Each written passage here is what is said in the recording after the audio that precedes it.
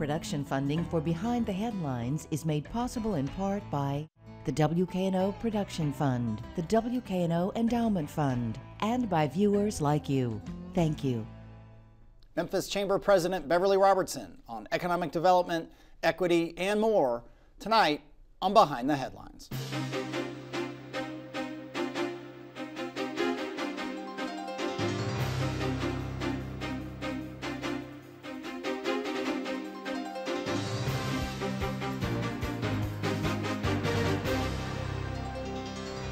I'm Eric Barnes, President and Executive Editor of the Daily Memphian. Thanks for joining us.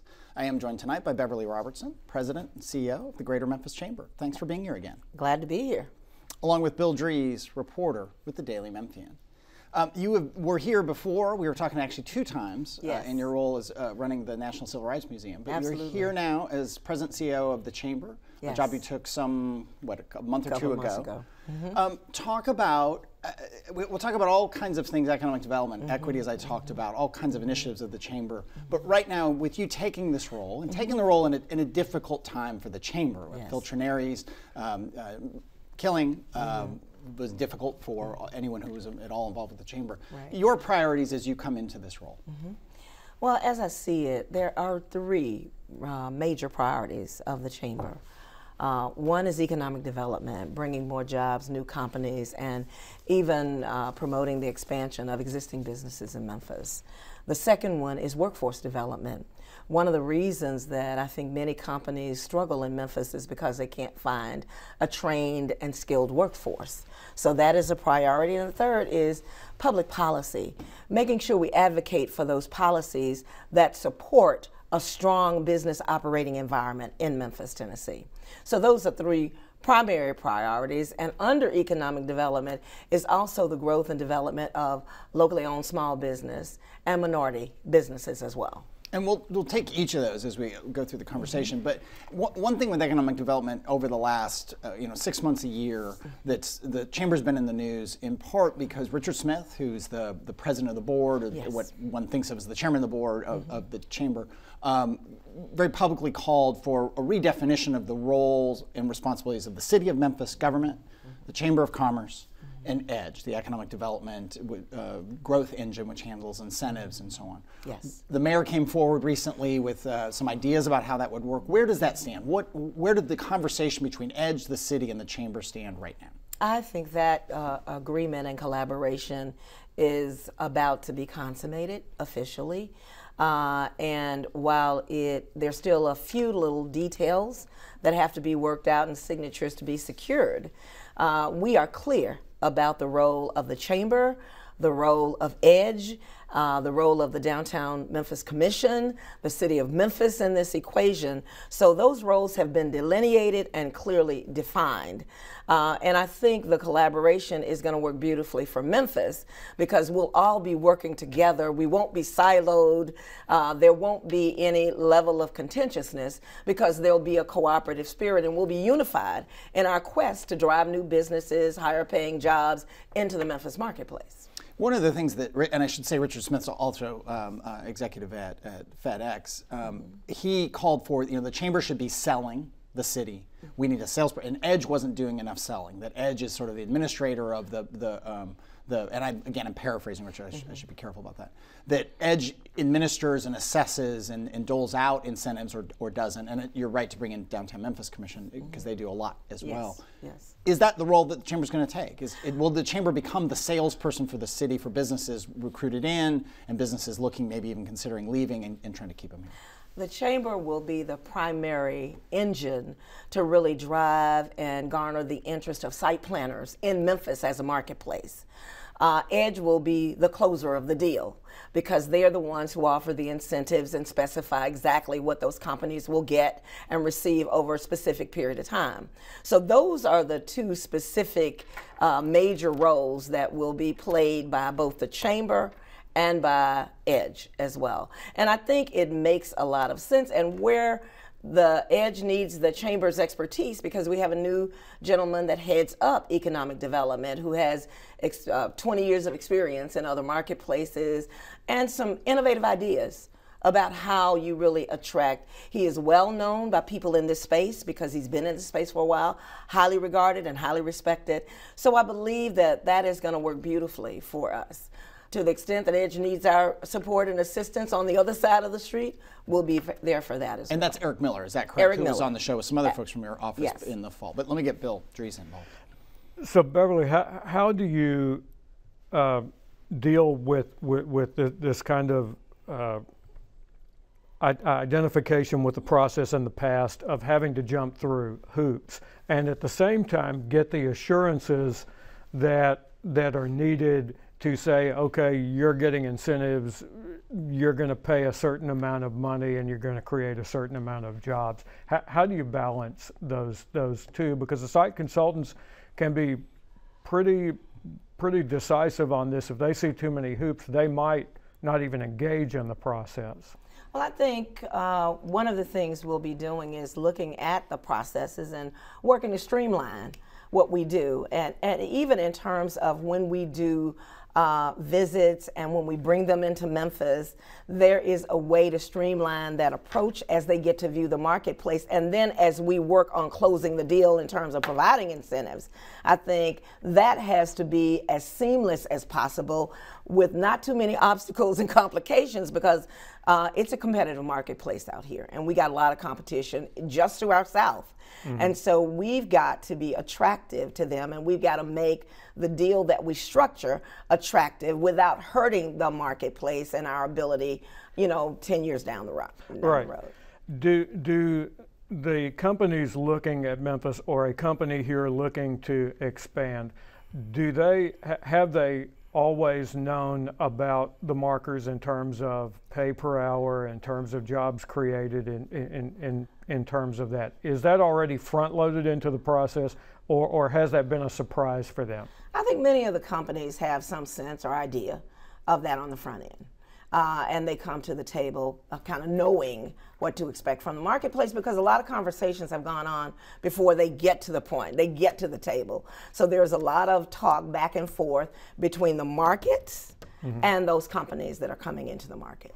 So yes, on the front end. When you talk, and now the chamber has again members everywhere from FedEx to the Daily Memphian as a member to somebody who might be a 1 or 2 person shop. Yes. You'll hear more when we talk about incentives, and we talk about big tax incentives that either for retention or for a company moving here. You'll hear the person who's got the small business, probably a chamber member, maybe a chamber member, say, well, what about me? Where's my incentive? Why I've been here for X number of years, creating a job or 2 or 3 or 5 or 10.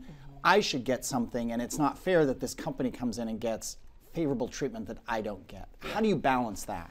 Well, one of the things we're doing is providing a digital platform that has all of the information on minority and small businesses in that database. So that company has an opportunity to take a look at those businesses instead of saying, well, we can't really identify any businesses in this space.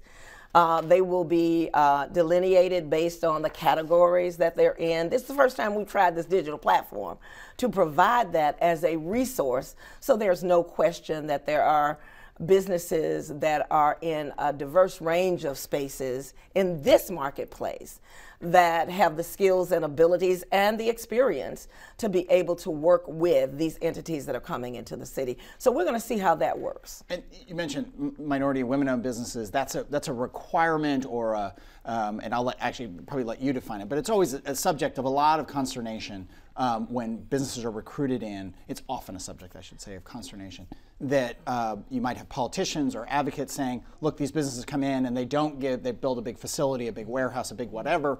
They don't give enough of that work to local women-owned businesses or minority-owned businesses. Then you get the site selectors and all this competition you're talking about, people saying, look, other markets don't have those requirements, so if we have those requirements, we're going to lose that business to DeSoto County, to Louisville, to Nashville, to whatever. Yeah. What is your take on balancing that in terms of business recruitment and the desire to have small women and minority-owned businesses and so on involved, and the fact that might run some businesses off? Yeah. When I spoke to Eric about that, I asked him about best practices in other cities.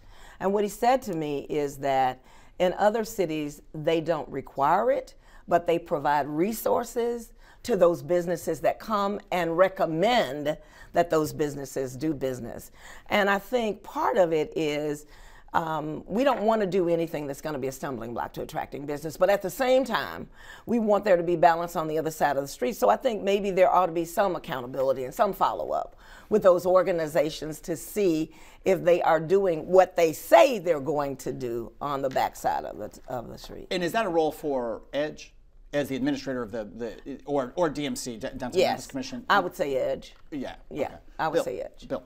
Is that one of the details still to be worked out, or have you all already got that worked out in the relationship in the economic development plan? You know what, we haven't talked about that in detail. We're all very aware of that, and I think that's something that will be on the table. We will have probably our first meeting of this sort of joint venture in February. So we've got several things that we want to talk about and really work out the specifics of. So stay tuned, because that will be to come. Right. So how unique it is the nature of our economic boom that we're seeing right now, with all of its questions and discussion about including everybody who's here in that. Are we different from other cities in that regard, or are all cities having these discussions, do you think? I think a lot of urban markets are having these kinds of discussions about the whole notion of inclusion and involvement of everybody. And when you look at the Chamber website, one of the values of the Chamber is equality and opportunity for all. And we've got to make that live through the work that we do at the Chamber. And one of the ways that we make that live is we help provide the workforce, or we convene all of the folks in the workforce spaces to ensure that people are trained and ready to assume the jobs that exist or the jobs that will be coming in. And the way we do that, and we're thinking this year about hosting a workforce summit, so that we deal with all the players that are lined in various spaces. So if you are in the trades, or if you are, have an auto mechanic program, or if you're Southwest Tennessee, or if you're Tennessee Tech, what we are now is we're very siloed. And so everybody does the work in their own areas. But what if we came together, the city school system, and began to talk about vocational training? Because young people get disengaged when they're in middle school. If they're not on a college track, they end up graduating, they may be on the street or working at McDonald's. But if they had some technical training and some skills, an internship program that led to employment and a job, then they would certainly not be out on the streets or getting into the kind of trouble we've seen, which has facilitated the growth in the crime rate. So there are several pockets that we'll be working in, and working with organizations that are in those areas to bring all of them together, including ex-convicts. There are programs that are targeted to those. There are programs that will be focused on those folks who've been on the street, out of work for a long time. That means they got to have some remedial skills and some soft skill training. But bringing all these elements together and creating a base of folks that can be employed means that there would be more opportunity, number one. Number two, we could reduce the crime rate. Number three, we could impact poverty. Reduce poverty. So I think that's a really important thing for us to do, and that is a part of economic development as well, right, in the Memphis marketplace. We are about 8 years away from when Electrolux and several really big economic development projects landed here. Blue City Brewing was also part of this, and after they got here, the folks running those plants said, you know what, we've got a real workforce problem here, and we've got to do something about it now. What do you think the state is at this moment, 8 years, 9 years down the road, from kind of that crisis that we had to respond to immediately? I understand, and have actually had some very early on conversations with Governor Bill Lee. This is a priority, a major priority of this administration, to really focus on developing stronger skill sets across the technical, across the construction trades. And as I talked to him briefly about that, he indicated that that is something, as a businessman, that he knows there's a great need for, whether it's HVAC professionals or those folks who are pipe fitter, or those folks who work on boilers, or all of the electricians. Those trades, there is not enough talent now to be able to perpetuate those trades long term. So that's going to be a major focus of our incoming governor, or our governor now that has been inaugurated. And we certainly want to be one of the first groups at the table to talk to him about investing in Memphis, Tennessee, and making sure that more tech has an opportunity to grow, Southwest Tennessee has an opportunity to grow, and all of us are working synergistically. We're not working in competition, but synergistically to be able to scale the number of people that can go through those programs and ultimately obtain jobs. And so much of the discussion during the governor's race, particularly during the Republican primary, among those contenders centered on that. And Randy Boyd said, one of the contenders in the primary who didn't win, said at one point that for-profit schools do a much better job of advertising here and making people aware of their programs than Southwest Tennessee Community College. Are there efforts to change that, or at least get them on an equal footing? Well, I can't really speak for the president, but I certainly think she would love to be able to do that. But the answer is resources, financial resources. Higher education is extremely expensive and becoming even more expensive every day. So I'm sure that if there were some kind of subsidy to ensure that they could do that, to market and promote the things that they do, they would be able to attract more people to the program. Thus, it would help them to be able to service more students because they can expand their programs to be able to address the needs in the marketplace. 10 minutes left or so. You talked about priorities at the beginning, public policy, and you mentioned Bill Lee, the new governor. The legislature is going into session. I can't remember, it's something almost a quarter to a third of the members of the full legislature are new. There's always, in many quarters in Memphis, a concern, business community, political community, that the state is not only not giving attention to Memphis, but that is sometimes hostile to Memphis. Yeah. So far, your interactions with the Governor Lee have been, what is your sense of that, the degree to which Memphis will be not a stepchild, but a priority?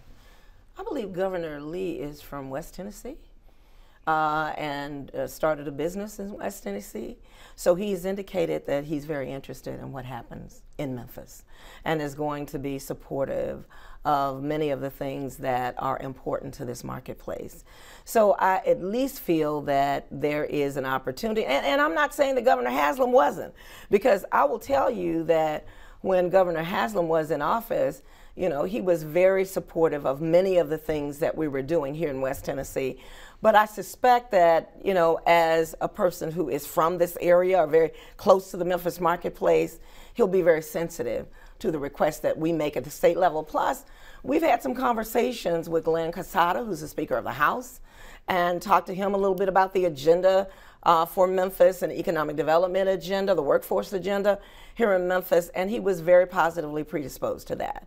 So I think the onus is somewhat on us to continue to build and nurture those relationships and communicate very loudly and clearly what the needs are of the business community and the marketplace in general, so that we can get the kind of resources that we need to have.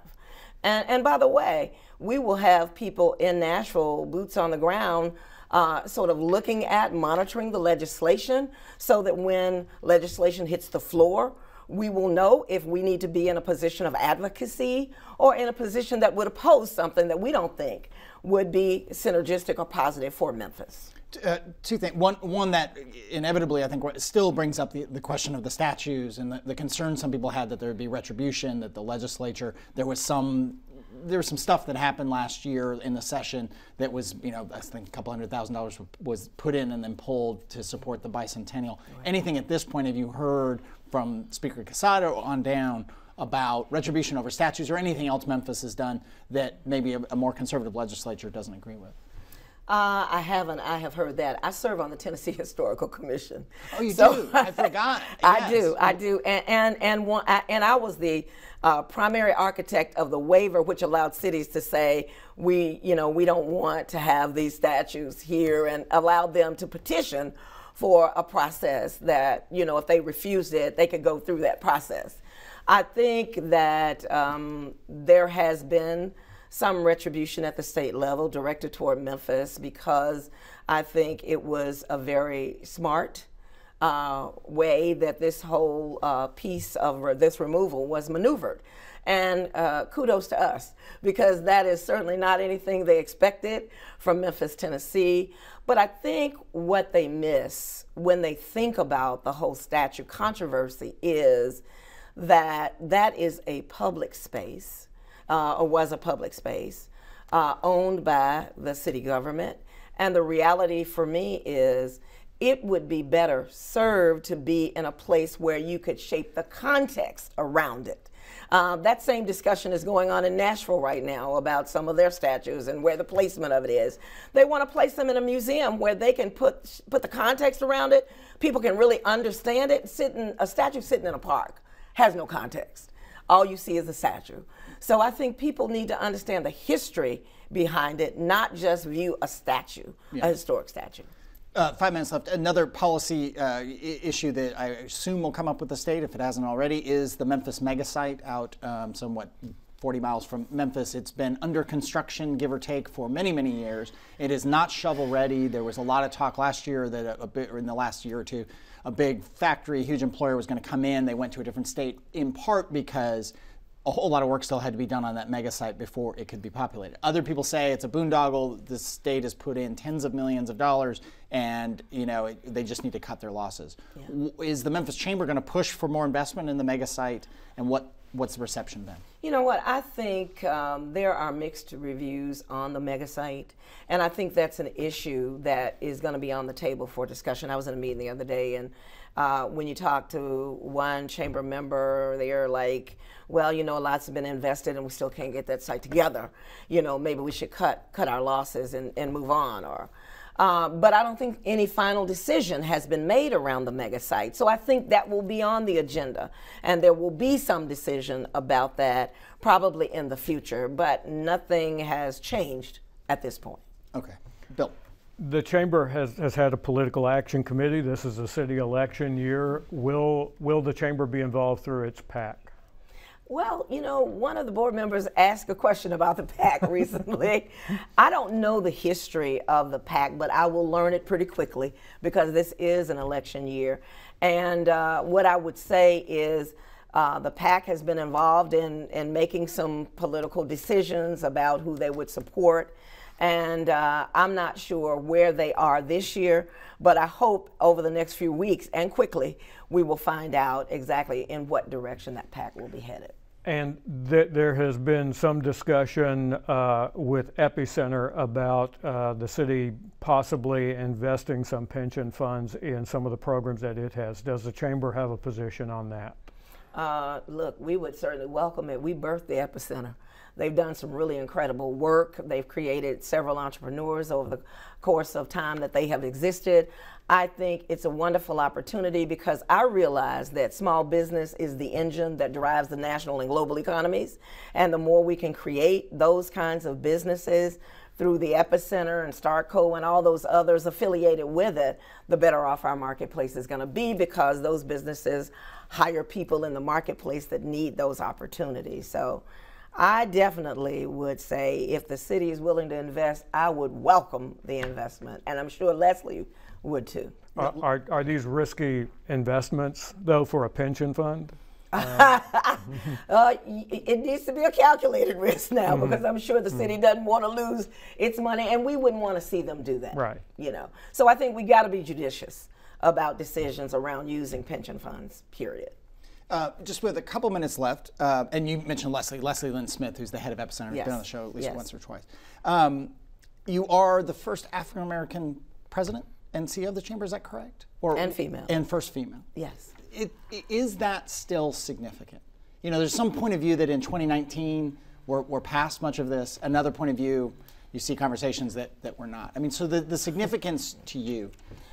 I think it's incredibly significant. And it's incredibly significant because what it does is it says that women and people of color now believe that they have an opportunity to assume non-traditional positions, positions that have traditionally been held by others, and that there is some measure of confidence that they can be successful in doing so. So I imagine that my presence on the chamber will give lots of young people, whether they're people of color or women in general, the confidence and the pride that says they can accomplish things that they never dreamed of. That's how I feel about the position. You came in, again, we mentioned at the top of the show, after Phil's tragic death. I mean, you know, a kind of terrible situation for the chamber, obviously for his family and friends. Are you going to be at the chamber for the long term? Are you, I mean, because again, it was not a planned transition, to say the least, so right. I don't want to be indelicate about that, but what is your future with the chamber? Well, we'll see, based on the successes. I'm an outcome-driven person, so, and I have lots of plans and lots of creative things in store for the chamber. So we'll see what the board believes and what they think, and whether or not they believe that what we can accomplish this year is worthy of my continued relationship with the chamber. All right, well, thank you for being here, and thank you, Bill, and thank you all for joining us. Join us again next week.